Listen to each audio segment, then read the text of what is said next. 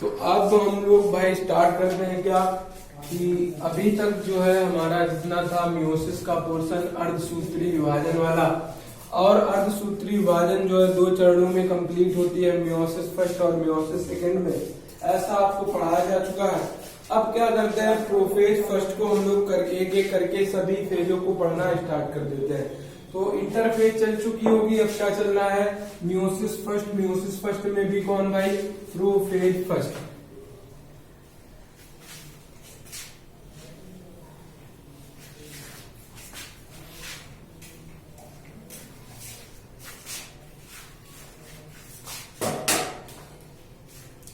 तो prophase first को पढ़ना है। कहा जाता है जो प्रोफेज फर्स्ट होती है अर्धसूत्री विभाजन की, वो सबसे बड़ी फेज होती है और समसूत्री विभाजन से जटिल होती है, कॉम्प्लेक्स होती है। तो कहा जाता है प्रोफेज फर्स्ट जो है अर्धसूत्री विभाजन की, अर्धसूत्री विभाजन की सबसे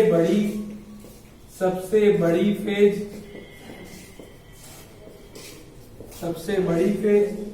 और दूसरी ये बात कही जाती है कि समसूत्री विभाजन की प्रोफेज फर्स्ट से कॉम्प्लेक्स, प्रोफेज फर्स्ट यानी प्रोफेज से जटिल होती है। और मियोसिस फर्स्ट की प्रोफेज फर्स्ट को 5 भागों में विभाजित किया जाता है। 5 इसकी सब फेजेस पाई जाती हैं। कौन कौन सी, leptotene, zygotene, pachytene, diplotene, diakinesis. तो अब इन 5 फेज को एक एक करके हम लोग पढ़ना स्टार्ट कर देते हैं। तो प्रोफेज फर्स्ट के अंदर कितनी, 5 फेज। अर्धसूत्री विभाजन की सबसे बड़ी फेज है। समसूत्री विभाजन की प्रोफेज से क्या होती है, कॉम्प्लेक्स होती है, जटिल होती है। वहां पर प्रोफेज के कोई भी भाग नहीं थे, यहाँ पर प्रोफेज के कितने भाग हो गए भाई, 5 भाग हो गए हैं, लेप्टोटीन, जाइगोटीन, डिप्लोटीन और डाइकाइनेसिस। अब इसके बाद लेप्टोटीन से हम लोग स्टार्ट कर रहे हैं प्रोफेज। जो हमारा अगला है लेप्टोटीन।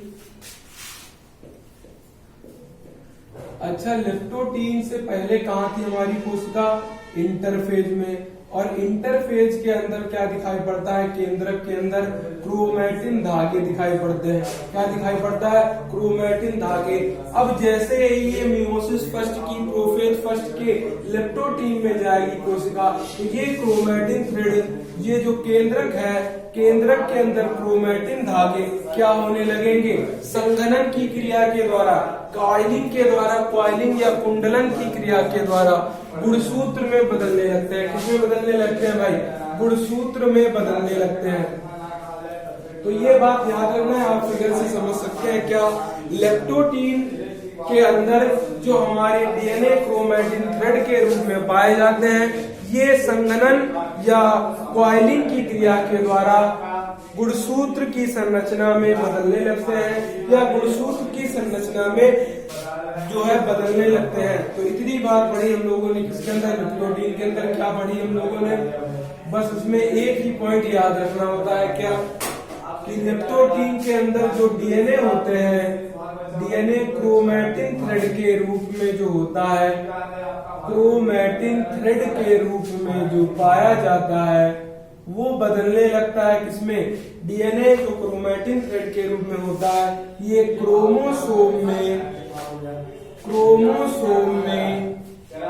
कन्वर्ट होने लगता है, क्रोमोसोम में बदलने लगता है। और कौन सी क्रिया के द्वारा भाई, ये क्रिया कौन सी होती है, संघनन और या कुंडलीकरण। और कुंडलीकरण को कहा जाता है क्वाइलिंग। इंग्लिश में क्या बोलते हैं भाई इसको, क्वाइलिंग की क्रिया के द्वारा लेप्टोटीन जो है, बगल लेप्टोटीन में डीएनए जो क्रोमैटिन धागे के रूप में पाए जाते हैं, वो क्रोमोसोम में बदलने लगते हैं। अब इसके बाद पढ़ते हैं हम लोग क्या भाई, जाइगोटीन की क्रिया। क्या पढ़ेंगे? जाइगोटीन। तो लिप्टोटीन में क्या होता है? केवल डीएनए जो क्रोमैटिन थ्रेड के रूप में होते हैं क्रोमोसोम में बदलने लगते हैं। अब लेप्टोटीन के बाद आएगी कौन? हमारी जाइगोटीन। कौन सी आएगी भाई? जाइगोटीन। अब जाइगोटीन में समझिए, जाइगोटीन के अंदर कोई भी कोशिका जिसके अंदर हमारा 2n डिप्लॉयड कोशिका होती है, ऐसी सेल जो 2n हो, 2n को कहते हैं डिप्लॉयड। तो डिप्लॉयड कोशिका के अंदर कुछ ऐसे गुणसूत्र पाए जाते हैं, कुछ ऐसे गुणसूत्र पाए जाते हैं जो संरचना और आकार में समान होते हैं। जो 2n डिप्लॉयड कोशिका के अंदर कुछ ऐसे गुणसूत्र होते हैं,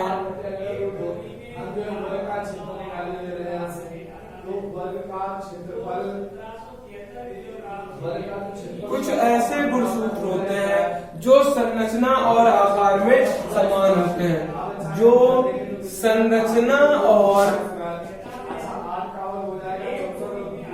आकार में समान होते हैं,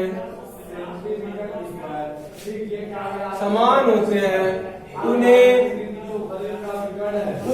समजातीय गुणसूत्र कहा जाता है। क्या कहा जाता है भाई? समजातीय गुणसूत्र। समजातीय गुणसूत्र, समजातीय गुणसूत्र को हम लोग बोलते हैं होमोलॉगस क्रोमोसोम। तो उन्हें कहा जाता है समजातीय गुणसूत्र, होमोलॉगस क्रोमोसोम। और होमोलॉगस क्रोमोसोम में कहा जाता है कि होमोलॉगस क्रोमोसोम का एक गुणसूत्र होता है पैटर्नल और एक होता है मैटरनल। पैटर्नल और मैटरनल का मतलब क्या होता है? एक पैतृक होता है, मतलब पिता की तरफ से आता है, और एक माता की तरफ से आता है। तो समजातीय गुणसूत्र जोड़ों के रूप में होता दिख रहा होगा, जिसमें से एक फादर की साइड से होगा और एक मदर की साइड से होगा। और इसी तरीके से कितनी पाई जाती है संख्या? 23 इधर और 23 इधर। तो टोटल नंबर ऑफ गुणसूत्र कितने हो जाते हैं? 46। तो जाइगोटीन के अंदर क्या होता है कि किसी भी प्रकार की डिप्लॉयड कोशिका के अंदर ऐसे गुणसूत्र पाए जाते हैं जो संरचना और आकार में एक समान होते हैं, जो संरचना और आकार में एक समान होते हैं, और उन एक समान गुणसूत्र को समजातीय गुणसूत्र कहा जाता है। और वे समजातीय गुणसूत्र में से एक गुणसूत्र पिता की तरफ से आता है और एक गुणसूत्र माता की तरफ से आता है। और ये दोनों गुणसूत्र क्या करते हैं? ये गुणसूत्र आपस में जोड़े बनाने लगते हैं। क्या बनाने लगते हैं भाई? जोड़े बनाने लगते हैं।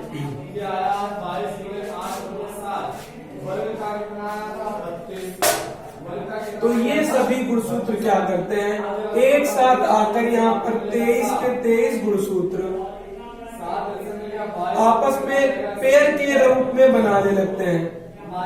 और जब समजातीय गुणसूत्र जोड़े बनाने लगते हैं तो कहा जाता है समजातीय गुणसूत्र, समजातीय गुणसूत्र के जोड़े बनाने की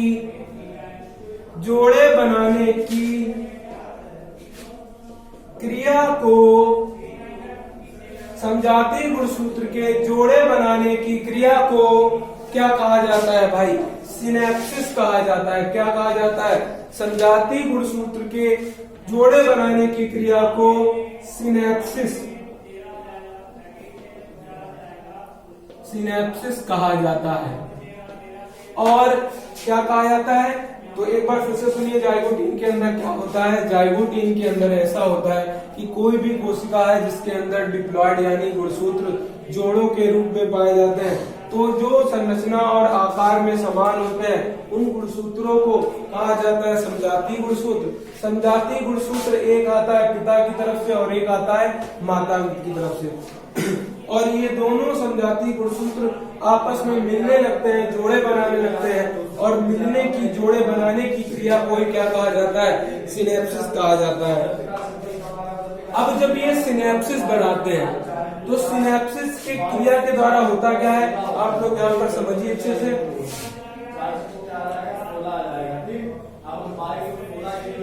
अगर ये कोई कोशिका है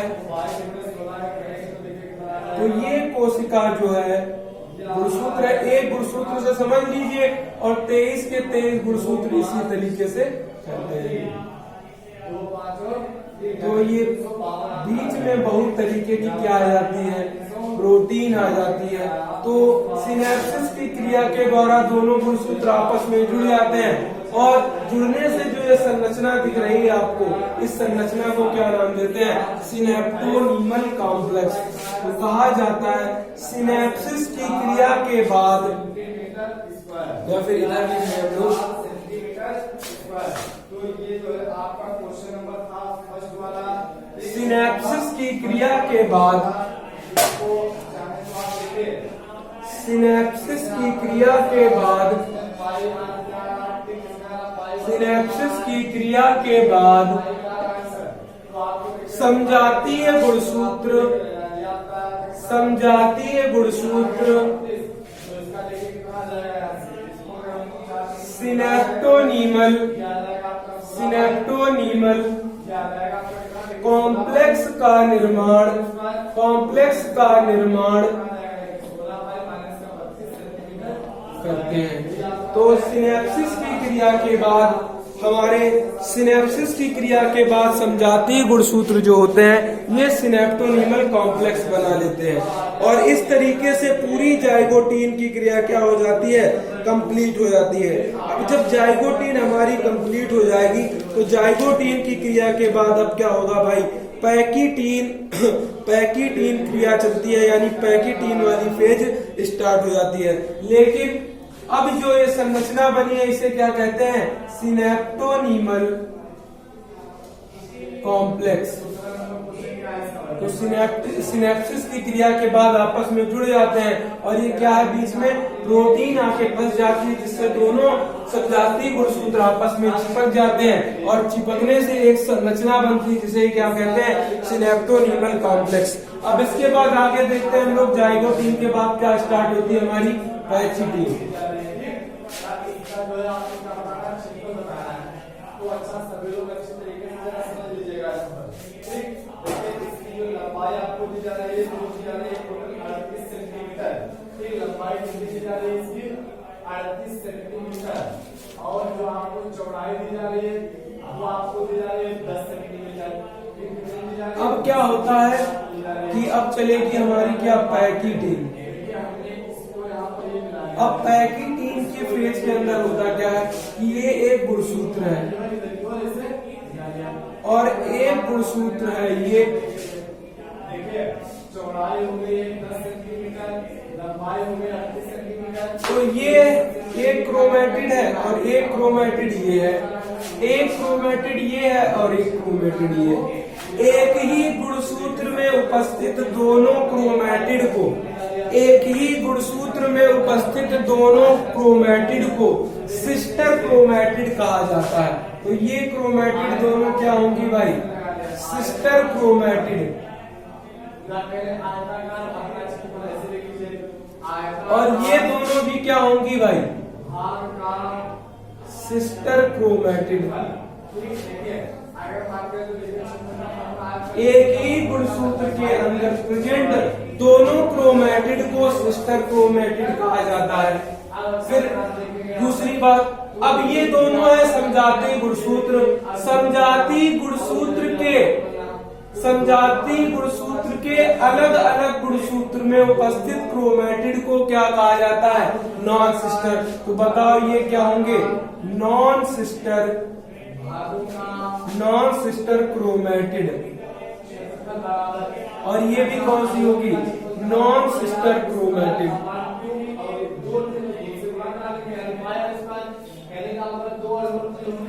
एक ही गुणसूत्र के अंदर उपस्थित दोनों क्रोमेटिड को नॉन सिस्टर क्रोमेटिड कहा जाता है। सॉरी, एक ही गुणसूत्र के अंदर उपस्थित दोनों क्रोमेटिड को सिस्टर क्रोमेटिड एक ही गुणसूत्र में उपस्थित दोनों क्रोमेटिड को सिस्टर क्रोमेटिड कहा जाता है, लेकिन समजातीय गुणसूत्र में अलग अलग गुणसूत्र के क्रोमेटिड को नॉन सिस्टर क्रोमेटिड कहा जाता है।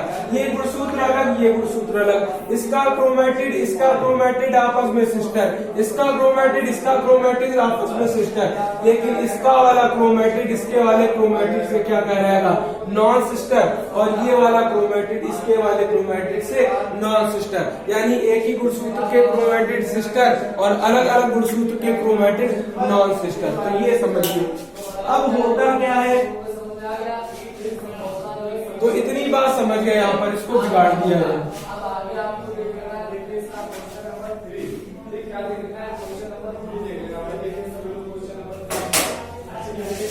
तो कहा जाता है कि नॉन सिस्टर क्रोमेटिड में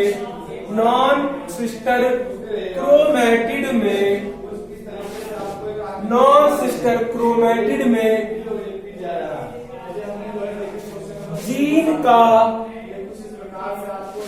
अदल बदल हो जाता है,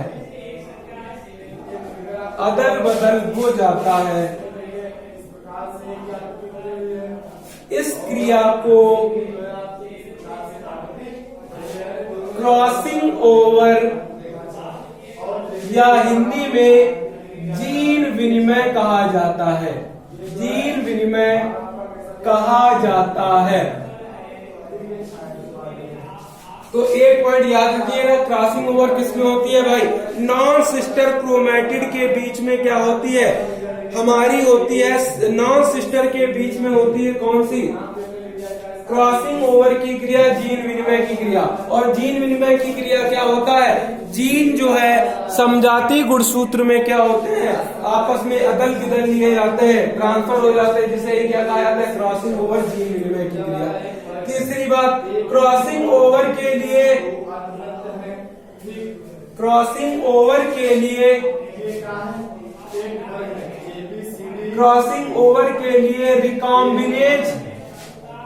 रिकॉम्बिनेज एंजाइम की आवश्यकता होती है। क्रॉसिंग ओवर में रिकॉम्बिनेज एंजाइम की क्या होती है, आवश्यकता होती है। और जब ये दोनों आपस में जीन का ट्रांसफर करते हैं, ये वाला क्रोमेटिड, ये क्रोमेटिड, जब ये दोनों क्रोमेटिड आपस में जीन का ट्रांसफर करते हैं, तो इनके बीच में क्या होता है, एक कॉम्प्लेक्स बन जाता है। और कॉम्प्लेक्स कौन फॉर्म करता है, हमारा रिकॉम्बिनेज एंजाइम। और उसी कॉम्प्लेक्स को, उसी गांठ को नाम दे दिया जाता है रिकॉम्बिनेज नोड्यूल। तो नॉन सिस्टर समजातीय गुणसूत्र के नॉन सिस्टर क्रोमेटिड में जीन विनिमय की क्रिया के द्वारा जीन अदलने बदलने से बीच में एक गांठ बन जाती है, उस गांठ को रिकॉम्बिनेज नोड्यूल कहा जाता है। और रिकॉम्बिनेज नोड्यूल कहा जाता है, तो रिकॉम्बिनेज नोड्यूल बनती है, रिकॉम्बिनेज नोड्यूल बनती है। अब तीसरा पॉइंट याद रखना, इसमें गुणसूत्र